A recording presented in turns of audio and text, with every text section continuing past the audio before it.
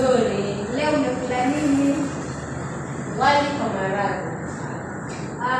Katika somo letu la leo tutaangalia kuhusu viambishi, na kabla tuingie katika somo letu la leo tunafaa tujikumbushe kuhusu somo letu lililokuwa la jana.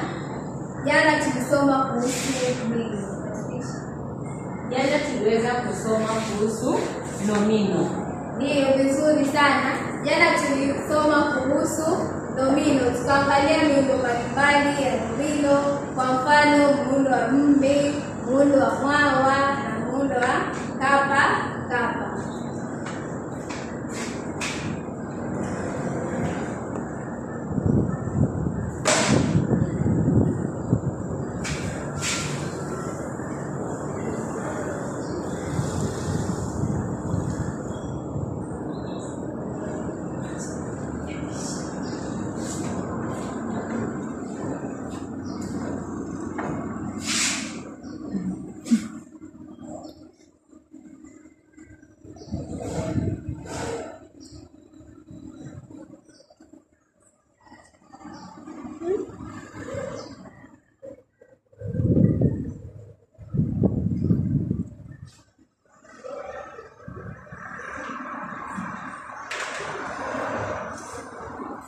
Katika somo letu la leo tutaangalia kuhusu viambishi, na tutaelezea kwa ufahamu maana ya viambishi na aina za viambishi zinazopatikana katika Kiswahili.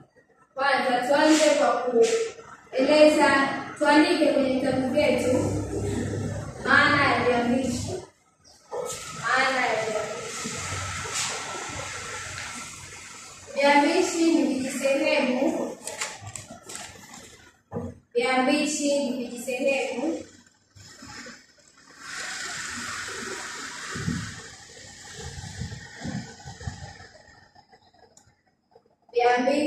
vijisehemu ambavyo huwekwa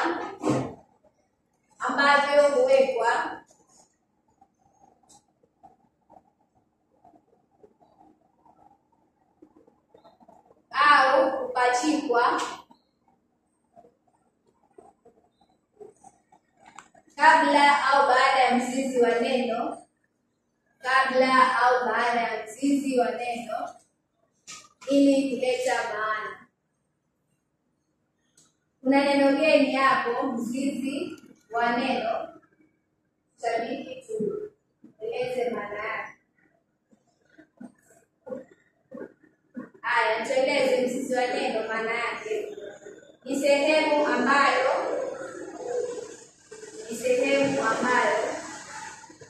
haiwezi kubadilika.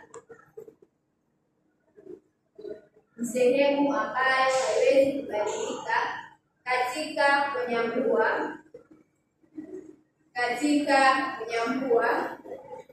au katika kauli zote. Mfano wa neno pika inaweza kunyambuliwa na kuwa pikiwa. Inaweza sana kunyambuliwa kama kupika. Na katika maneno yetu matatu tunaona kuwa sehemu ya pi haiwezi kubadilika katika kauli zote za kunyambua. Hivyo basi huo ndio tunauita mzizi wa neno.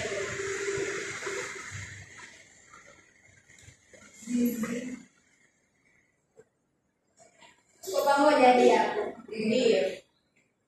Baada ya hapo tutaangalia aina za viambishi.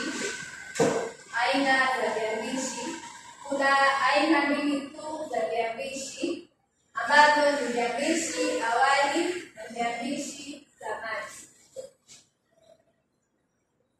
Viambishi awali na viambishi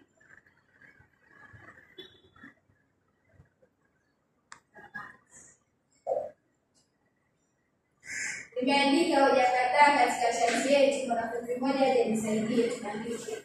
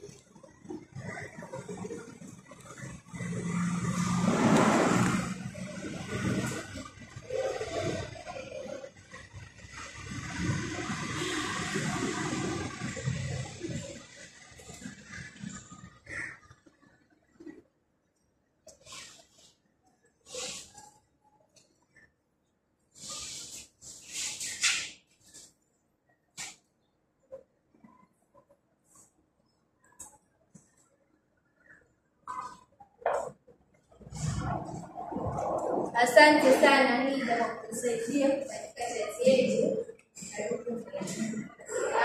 Sasa tutaangalia aina moja ya viambishi ambayo ni viambishi awali. Tuandike maana ya viambishi awali.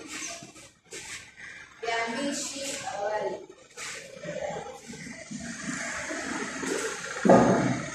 Ni viambishi ambavyo huwekwa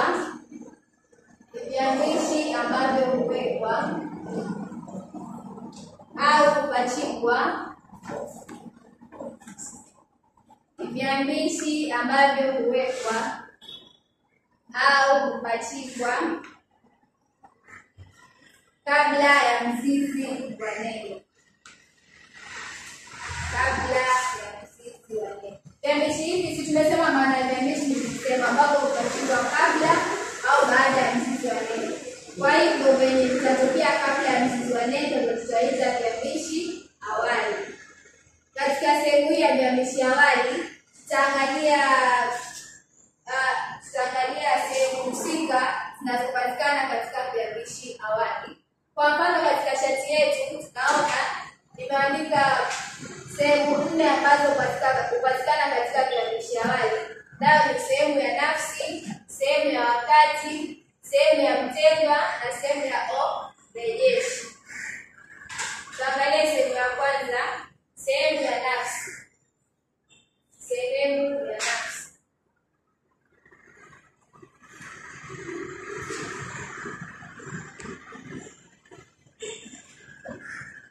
Kuna nafsi ngapi katika lugha ya Kiswahili? Nafsi ngapi katika lugha ya Kiswahili? Hiyo nafsi 3. Nafsi 3, vizuri, tupigie makofi. Nafsi ya kwanza, nafsi ya ni. Kwa wingi, nafsi 2. Kwa mfano, nimekimbia, kwa wingi tutasema nimekimbia. Nafsi ya pili, umekimbia, ambayo inachukua kiambishi kuu, na kwa wingi nachukua kiambishi umekimbia. Nafsi ya mtu wa pili. Hii ni nafsi ya mtu wa kwanza, nimekimbia, tumekimbia. Umekimbia. Nafsi ya tatu, kwa wingi wa. Wamekimbia, amekimbia. Hizo ndio nafsi za lugha ya Kiswahili ambazo hupatikana katika viambishi awali. Sehemu ya pili, sehemu ya wakati. Sehemu ya wakati au njeo. Hapa tutapata wakati tofauti. Kwa mfano tukitumia kiambishi me, tutasema ni wakati timilifu. Vizuri sana Patricia. Timilifu. Ukisema ta, tutasema ni wakati gani? Ujao.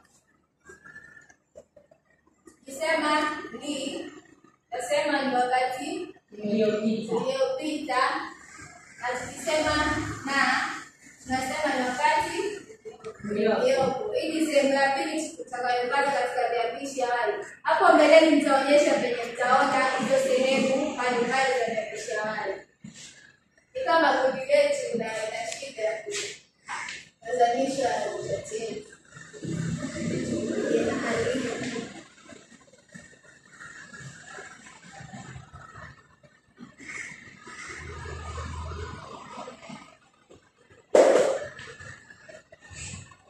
Sehemu ya tatu tutaona sehemu ya tendwa au mtendewa, na wakiwa wengi tutasema watendwa au watendewa.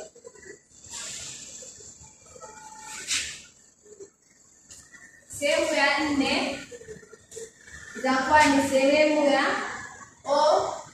rejeshi. Tunakili haya maneno katika madaftari yetu. Nawapatia dakika 3 za kunakili sehemu hizo za viambishi awali.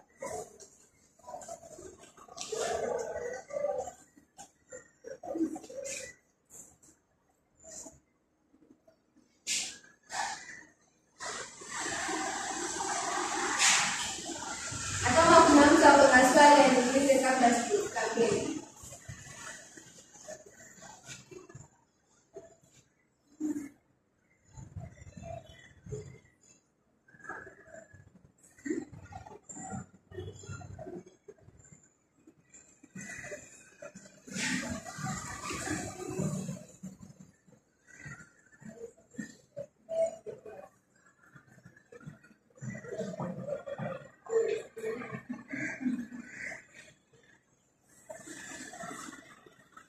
Baada ya dakika 2 ya kuandika,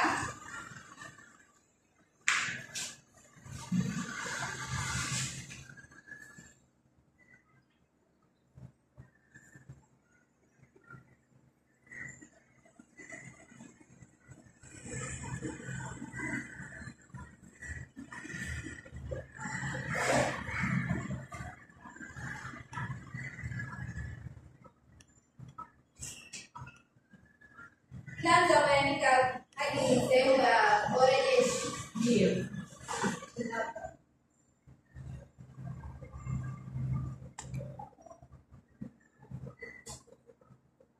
Sasa tutanyambua katika sentensi sehemu ya viambishi awali. Mfano wa neno anampikia. Tumesema a inapatikana katika nafsi gani? Tumejaribu lakini kukosea mahali. Nafsi ya 3 moja. Inapatikana katika nafsi ya 3 moja.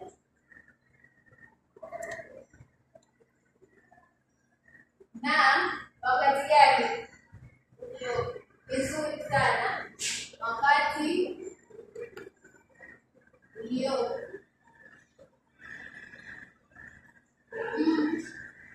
Anampikia.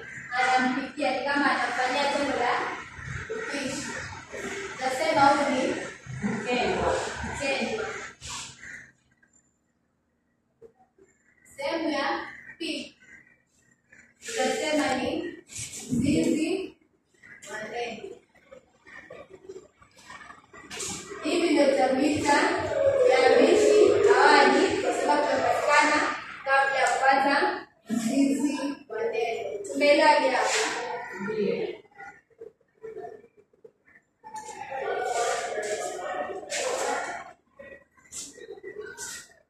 Nitataka mwanafunzi mmoja aje tusimulie viambishi awali katika somo letu.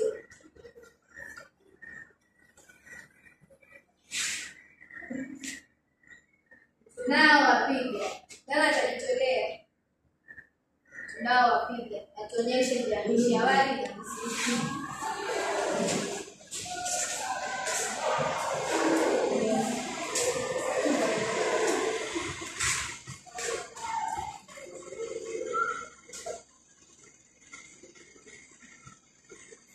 Ninyambue. Ndio, mmenyambue onyeshe sehemu zote katika nafsi, katika viambishi awali.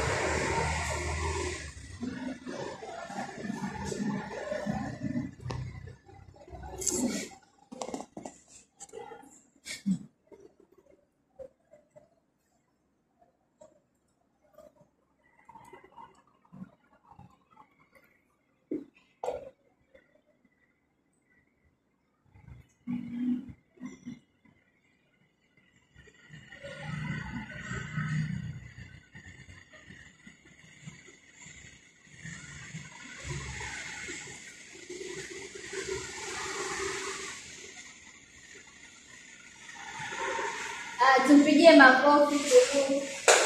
Amejaribu sana, lakini hapa tumesema ukiona kama ni kwa wingi tunasema ni watendwa. Tunasema mtendwa na ihali ni wengi. Tu ni nafsi ya tatu, nafsi ya kwanza wingi na wakati uliopo, o mrejeshi, wa ni watendwa na pig ndio mzizi wetu wa neno. Natumai kila mmoja ameelewa sehemu ya viambishi awali. Ndio. Tusonge katika aina yetu ya pili ya viambishi, navyo ni viambishi tamati. Viambishi tamati.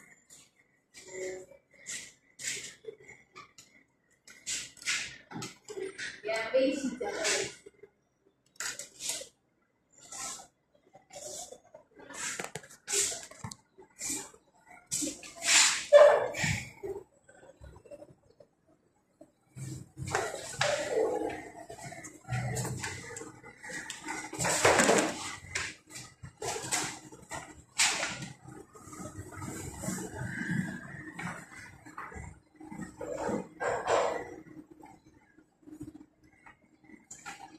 Katika chati yetu tunaona sehemu ya viambishi tamati. Tuna sehemu ya kauli na sehemu ya viambishi tamati. Tutazungumzia sehemu mbili katika aina yetu ya viambishi tamati.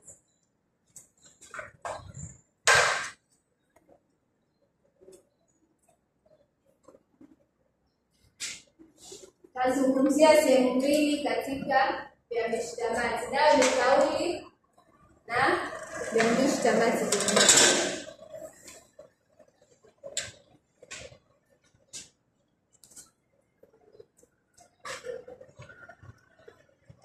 Asante Patricia.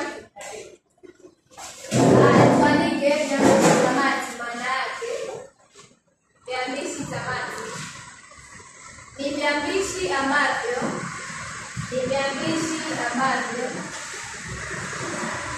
kupachikwa au kuwekwa baada ya mzizi wa neno. Ni viambishi ambavyo kupachikwa au kuwekwa baada ya mzizi wa neno. Tuendelee. Viambishi tamati husisha sehemu zifuatazo. Viambishi tamati huhusisha sehemu zifuatazo. Sehemu ya kwanza, kauli.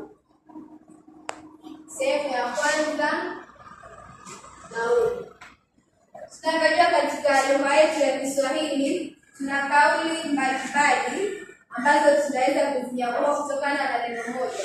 Kwa mfano hapa katika mzizi wetu pia tunaweza kulinyambua na kupata neno piga, pigiwa, pigisha, piga, pigana. Hizo ni kauli tofauti.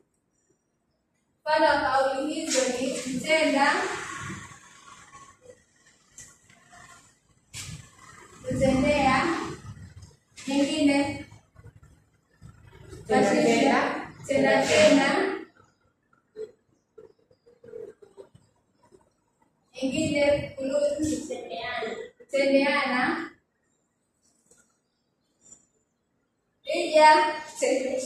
kutendesha. Kauli ni nyingi hadi tutazimaliza. Hizi ndio unaweza kuzipata katika sehemu ya viambishi tamati. Sehemu yetu ya pili tutaangalia viambishi tamati.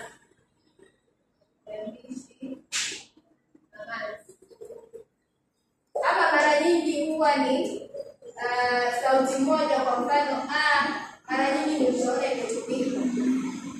Mfano katika sentensi, kila mtu ameandika viambishi tamati. Dakika moja kila mtu aandike. Tumemalizana na hii chati yetu. Mwanafunzi mmoja ataibandika baada ya somo letu la leo, aileke huko nyuma ya darasa.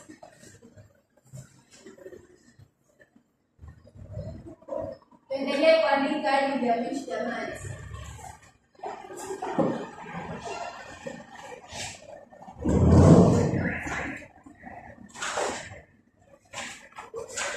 Kiranja Patricia umebandika madarasa.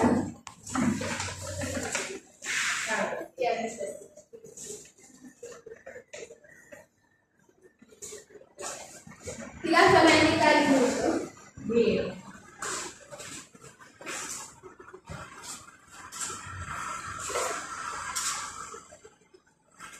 Mfano katika sentensi tunazopata sehemu za viambishi tamati. Mfano neno amemkimbia.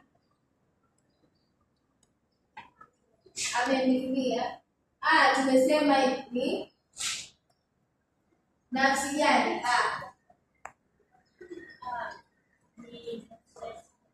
Nafsi ya tatu. Vizuri sana, tupigie makofi.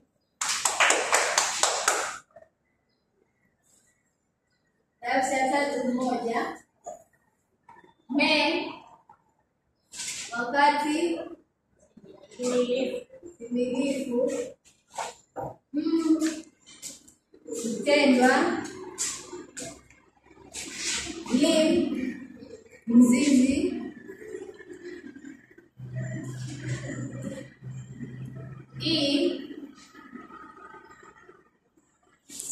Kauli ya kutendea kwa sababu amefanya kitendo cha kumlimia. Ni kiambishi tamati. Kila mtu ameelewa hadi hapo? Hakuna swali lolote? Kija ni kama umeshangaa, tuulize swali. Lakini maandishi haya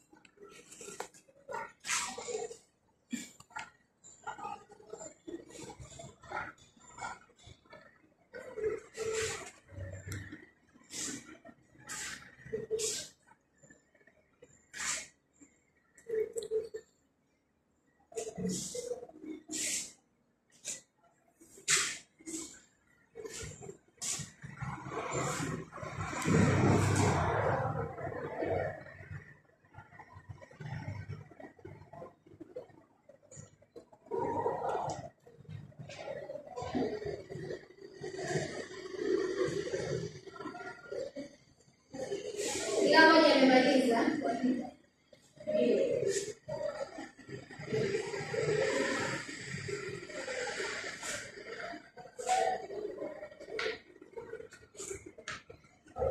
Napatia maneno matano mnyanyambue na niweze kusahihisha. Nitampea kusahihisha.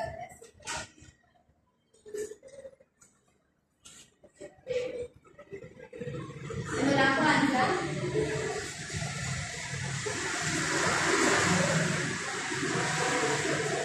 wanamcheka. Pili,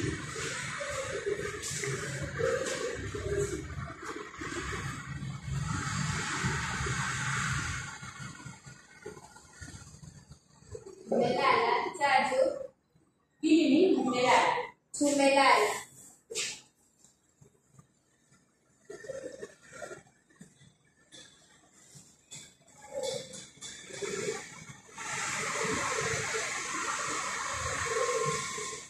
Mmekimbia. Neno la tatu,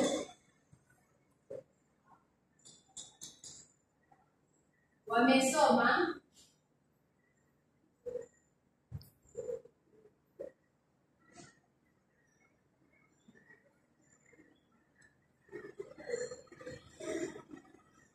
wanacheza.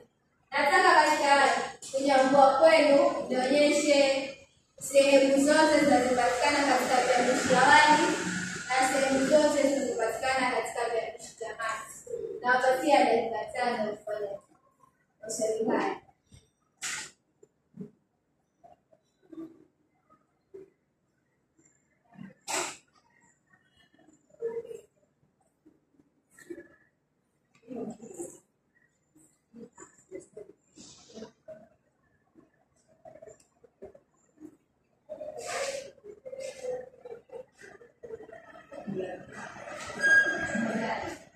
Neno la kwanza wanamcheka, ya pili tumelala, ya tatu umekimbia, ya 4 wamesoma na ya 5 wanacheza.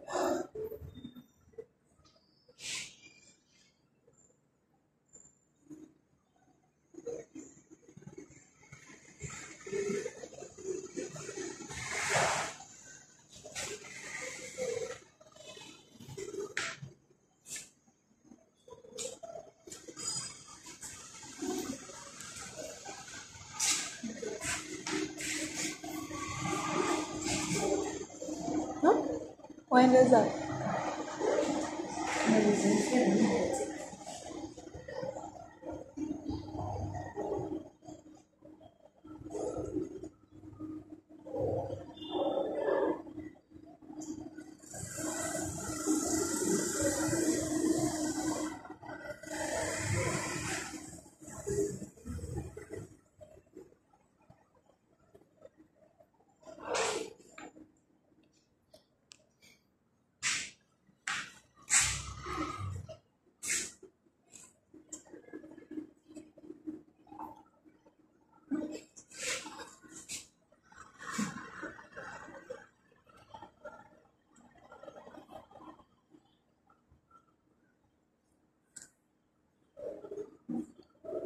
Tuwe makini tunapojibu maswali yetu. Usichanganye nafsi, usichanganye wakati. Kauli zaje vizuri, kuonyesha ni kauli gani unaiona hapo.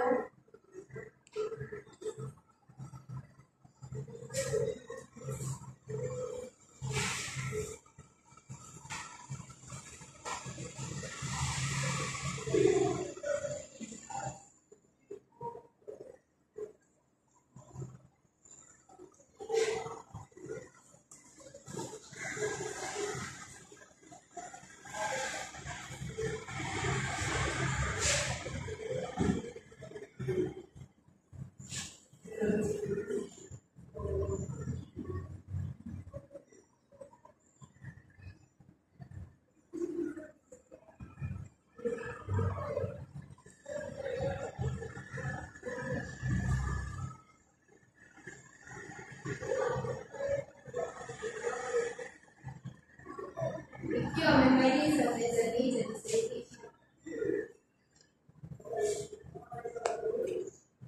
Ndio la mwisho mwalimu. Wanacheza. Kuna neno wanacheka. Ya kwanza.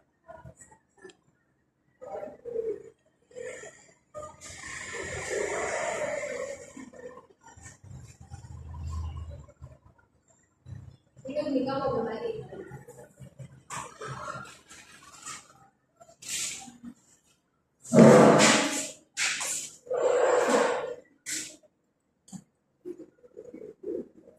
Ya kwanza.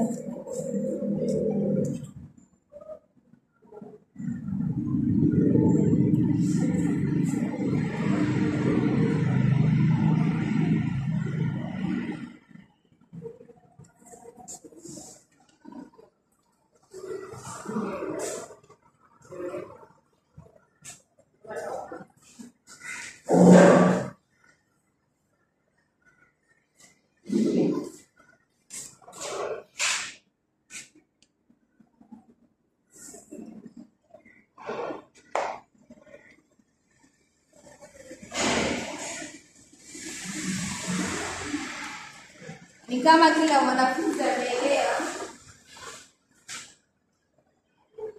Ningependa kila mmoja wenu awasilishe swali lake tueleze wenzake ndio tujue kwa njia gani tutatumia kupata majibu sahihi.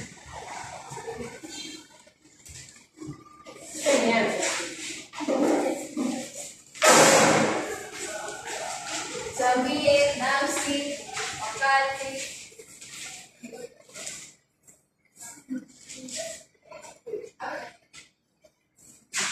Naenda kueleza nambari ya kwanza, wanamcheka.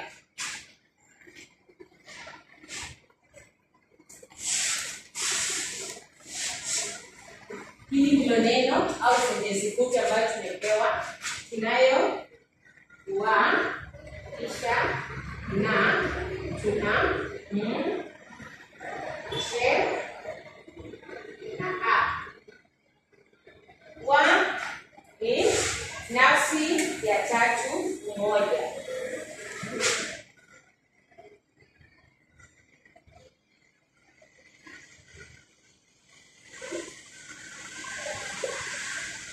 Na ni wakati. Mwalimu, naomba kama nimekosea nikosoe. Wa tutasema ni nafsi ya tatu wengi kwa sababu ni wengi. Sawa, asante. Kwani hata ngoja nashukuru nimekosea mahali. Nafsi ya tatu moja, hali ya wingi. Kisha tunao wakati na ambao wakati uliopo.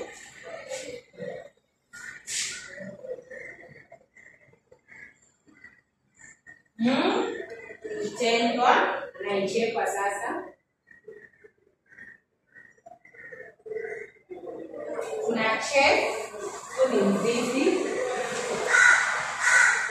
Kisha a ni kiambishi tamati.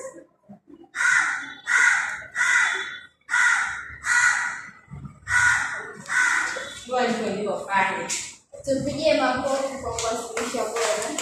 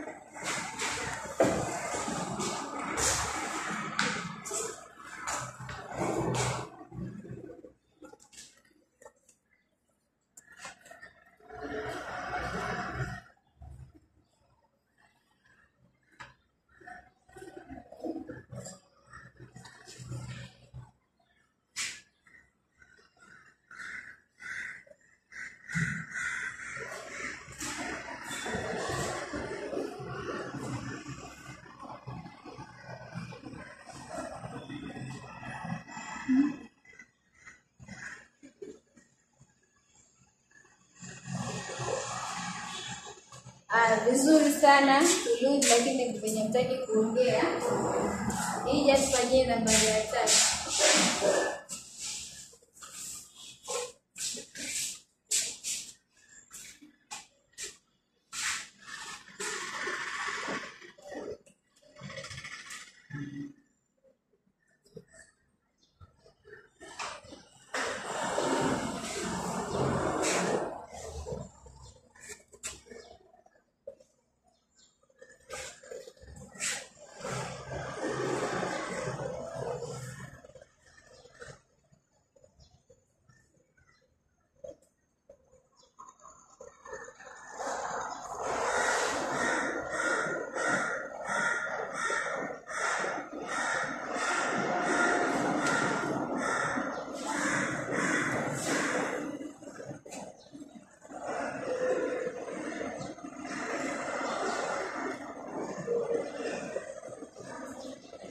Vizuri sana hivyo.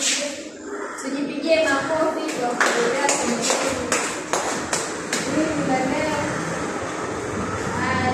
Kazi ya ziada tutakayofanya kufika nyumbani kwenu za ziada. Tunga sentensi 5. Tunga sentensi 5. Tunga sentensi 5. Ukiainisha aina za viambishi. Tunga sentensi 5. Ukiainisha aina za viambishi katika maneno yatakayo.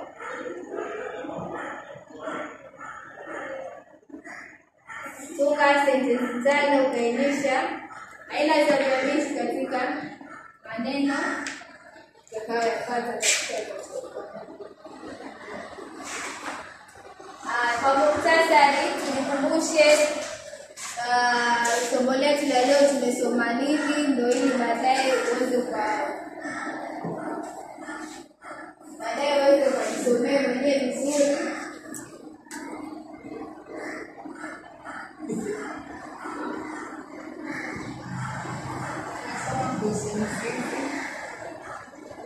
Tumesoma kuhusu mzizi wa neno vizuri sana Patricia. Tumeanza na viambishi na katika hivyo viambishi ndio tumesoma kuhusu viambishi awali na tamati. Kisha katika kila upande tuliozungumzia tuliweza kuzungumzia ni kauli zipi tunaweza kuzichanganua katika sehemu hiyo. Katika sehemu ya viambishi awali tumesema tunapata nausi iko sehemu ile, wakati pia uko sehemu hiyo tuna mtendwa katika umoja na wingi watendwa, pia tuna mizo ndizo zilizo hapo. Vizuri sana Patricia. Kulu, tumejifunza nini katika somo letu la leo? Kuna aina mbili za viambishi ambavyo ni viambishi awali na tamati. Na katika viambishi tamati tunapata sehemu ambayo ni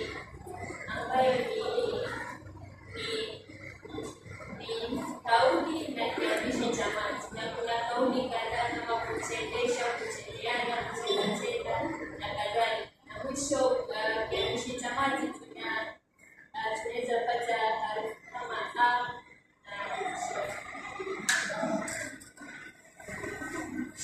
Vizuri sana Kulud. Ni furaha yangu kuona nyote mmeelewa somo letu la leo, na ningependa muende kusoma zaidi kuhusu viambishi na pia mfanye kazi ya ziada niliyowapatia na mweze kuwasilishia kesho katika ofisi yetu ya walimu. Patricia utaniletea vitabu kabla ya somo letu ya kesho. Muwe na jioni njema. Asante.